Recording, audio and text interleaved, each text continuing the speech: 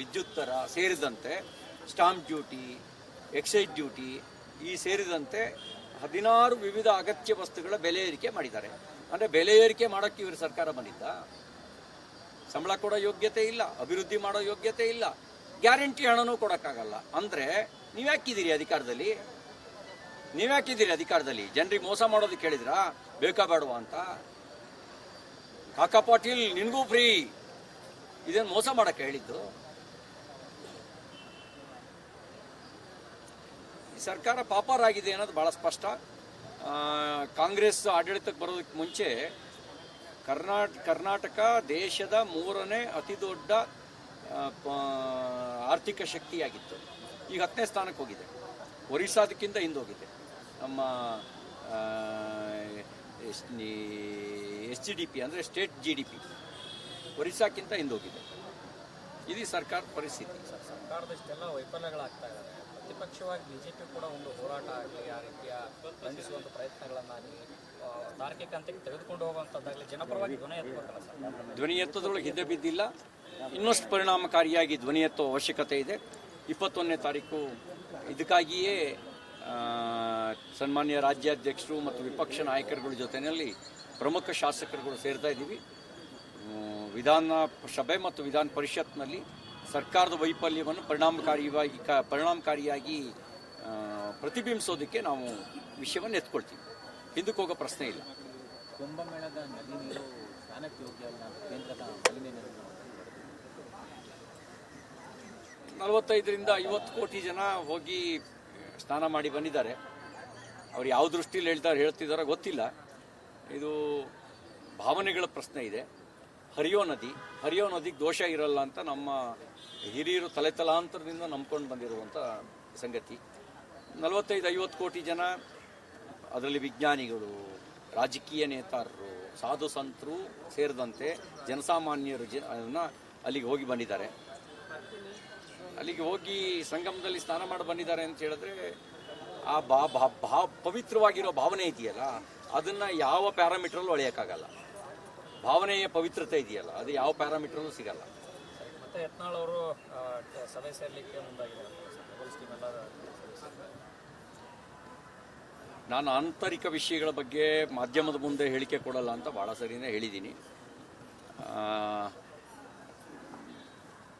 ಎಲ್ಲದಕ್ಕೂ ಕಾಲ ನಿರ್ಣಯಿಸುತ್ತೆ ಅಂತಲೂ ಹಿಂದೆ ನೀವು ಕೇಳಿದಾಗಲೇ ಹೇಳ್ಬಿಟ್ಟಿದ್ದೀನಿ. ಕಾಲಕ್ಕೆ ಭಾಳ ದೊಡ್ಡ ತಾಕತ್ತಿದೆ. ಕಾಲ ಕೆಳಗಡೆ ಇದ್ದವ್ರನ್ನ ಮೇಲೆ ಕೂರಿಸುತ್ತೆ, ಮೇಲಿದ್ದವ್ರನ್ನ ಕೆಳಗಿಳಿಸುತ್ತೆ. ಇದು ಕಾಲದ ನಿರ್ಣಯ. ಕಾಲ ಕಾಯಿರಿ.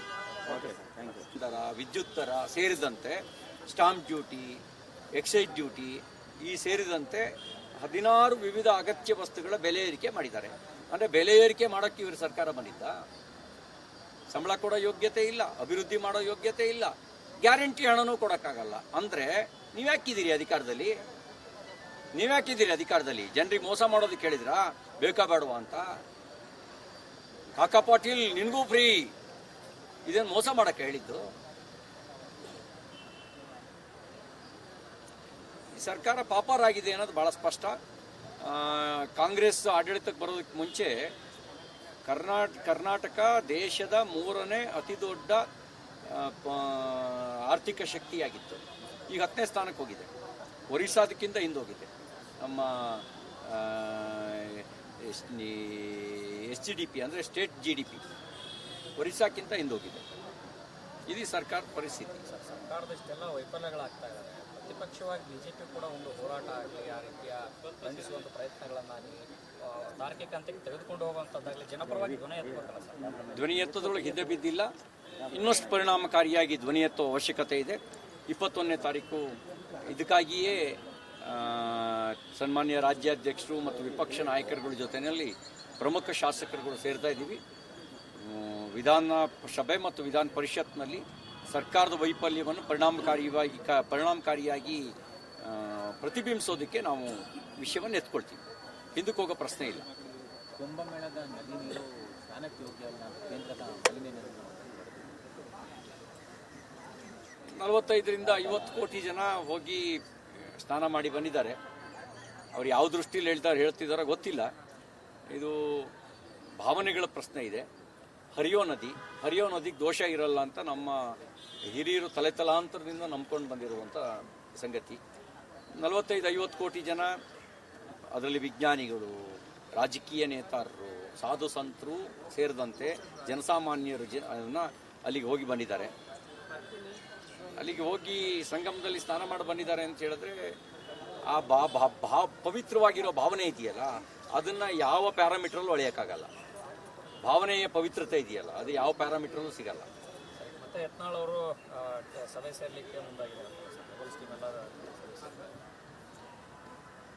ನಾನು ಆಂತರಿಕ ವಿಷಯಗಳ ಬಗ್ಗೆ ಮಾಧ್ಯಮದ ಮುಂದೆ ಹೇಳಿಕೆ ಕೊಡಲ್ಲ ಅಂತ ಭಾಳ ಸರಿನೇ ಹೇಳಿದ್ದೀನಿ. ಎಲ್ಲದಕ್ಕೂ ಕಾಲ ನಿರ್ಣಯಿಸುತ್ತೆ ಅಂತಲೂ ಹಿಂದೆ ನೀವು ಕೇಳಿದಾಗಲೇ ಹೇಳ್ಬಿಟ್ಟಿದ್ದೀನಿ. ಕಾಲಕ್ಕೆ ಭಾಳ ದೊಡ್ಡ ತಾಕತ್ತಿದೆ. ಕಾಲ ಕೆಳಗಡೆ ಇದ್ದವ್ರನ್ನ ಮೇಲೆ ಕೂರಿಸುತ್ತೆ, ಮೇಲಿದ್ದವ್ರನ್ನ ಕೆಳಗಿಳಿಸುತ್ತೆ. ಇದು ಕಾಲದ ನಿರ್ಣಯ. ಕಾಲ ಕಾಯಿರಿ. ದರ, ವಿದ್ಯುತ್ ದರ ಸೇರಿದಂತೆ ಸ್ಟಾಂಪ್ ಡ್ಯೂಟಿ, ಎಕ್ಸೈಸ್ ಡ್ಯೂಟಿ ಈ ಸೇರಿದಂತೆ 16 ವಿವಿಧ ಅಗತ್ಯ ವಸ್ತುಗಳ ಬೆಲೆ ಏರಿಕೆ ಮಾಡಿದ್ದಾರೆ.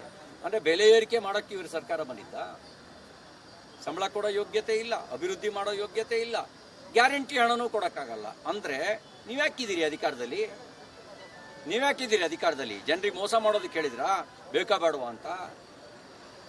ಕಾಕಾ ಪಾಟೀಲ್ ನಿನಗೂ ಫ್ರೀ, ಇದೇನು ಮೋಸ ಮಾಡೋಕ್ಕೆ ಹೇಳಿದ್ದು? ಈ ಸರ್ಕಾರ ಪಾಪರಾಗಿದೆ ಅನ್ನೋದು ಭಾಳ ಸ್ಪಷ್ಟ. ಕಾಂಗ್ರೆಸ್ ಆಡಳಿತಕ್ಕೆ ಬರೋದಕ್ಕೆ ಮುಂಚೆ ಕರ್ನಾಟಕ ದೇಶದ 3ನೇ ಅತಿ ದೊಡ್ಡ ಆರ್ಥಿಕ ಶಕ್ತಿಯಾಗಿತ್ತು. ಈಗ 10ನೇ ಸ್ಥಾನಕ್ಕೆ ಹೋಗಿದೆ. ಒರಿಸ್ಸಾದಕ್ಕಿಂತ ಹಿಂದೋಗಿದೆ. ನಮ್ಮ SGDP ಅಂದರೆ ಸ್ಟೇಟ್ GDP ಒರಿಸ್ಸಾಕ್ಕಿಂತ ಹಿಂದೋಗಿದೆ. ಇದು ಸರ್ಕಾರದ ಪರಿಸ್ಥಿತಿ. ಸರ್ಕಾರದಷ್ಟೆಲ್ಲ ವೈಫಲ್ಯಗಳಾಗ್ತಾ ಇದ್ದಾರೆ. ಪ್ರತಿಪಕ್ಷವಾಗಿ ಬಿಜೆಪಿ ಕೂಡ ಒಂದು ಹೋರಾಟ ಆಗಲಿ, ಆ ರೀತಿಯ ಬಂಧಿಸುವಂಥ ಪ್ರಯತ್ನಗಳನ್ನಾಗಲಿ, ತಾರ್ಕಿಕ ಹಂತಕ್ಕೆ ತೆಗೆದುಕೊಂಡು ಹೋಗುವಂಥದ್ದಾಗಲಿ ಜನಪರವಾಗಿ ಧ್ವನಿ ಎತ್ತಬೇಕಲ್ಲ ಸರ್? ಧ್ವನಿ ಎತ್ತೋದ್ರೊಳಗೆ ಹಿಂದೆ ಬಿದ್ದಿಲ್ಲ. ಇನ್ನಷ್ಟು ಪರಿಣಾಮಕಾರಿಯಾಗಿ ಧ್ವನಿ ಎತ್ತೋ ಅವಶ್ಯಕತೆ ಇದೆ. 21ನೇ ತಾರೀಕು ಇದಕ್ಕಾಗಿಯೇ ಸನ್ಮಾನ್ಯ ರಾಜ್ಯಾಧ್ಯಕ್ಷರು ಮತ್ತು ವಿಪಕ್ಷ ನಾಯಕರುಗಳ ಜೊತೆಯಲ್ಲಿ ಪ್ರಮುಖ ಶಾಸಕರುಗಳು ಸೇರ್ತಾ ಇದ್ದೀವಿ. ವಿಧಾನ ಸಭೆ ಮತ್ತು ವಿಧಾನ ಪರಿಷತ್ನಲ್ಲಿ ಸರ್ಕಾರದ ವೈಫಲ್ಯವನ್ನು ಪರಿಣಾಮಕಾರಿಯಾಗಿ ಪ್ರತಿಬಿಂಬಿಸೋದಕ್ಕೆ ನಾವು ವಿಷಯವನ್ನು ಎತ್ಕೊಳ್ತೀವಿ. ಹಿಂದಕ್ಕೆ ಹೋಗೋ ಪ್ರಶ್ನೆ ಇಲ್ಲ. ಕುಂಭಮೇಳದ ನದಿ ನೀರು ಸ್ನಾನಕ್ಕೆ ಯೋಗ್ಯ ಅಲ್ಲ, ಕೇಂದ್ರದ ಮಾಲಿನ್ಯ ನಿರ್ವಹಣೆ 45-50 ಕೋಟಿ ಜನ ಹೋಗಿ ಸ್ನಾನ ಮಾಡಿ ಬಂದಿದ್ದಾರೆ. ಅವ್ರು ಯಾವ ದೃಷ್ಟಿಯಲ್ಲಿ ಹೇಳ್ತಿದ್ದಾರೋ ಗೊತ್ತಿಲ್ಲ. ಇದು ಭಾವನೆಗಳ ಪ್ರಶ್ನೆ ಇದೆ. ಹರಿಯೋ ನದಿಗೆ ದೋಷ ಇರಲ್ಲ ಅಂತ ನಮ್ಮ ಹಿರಿಯರು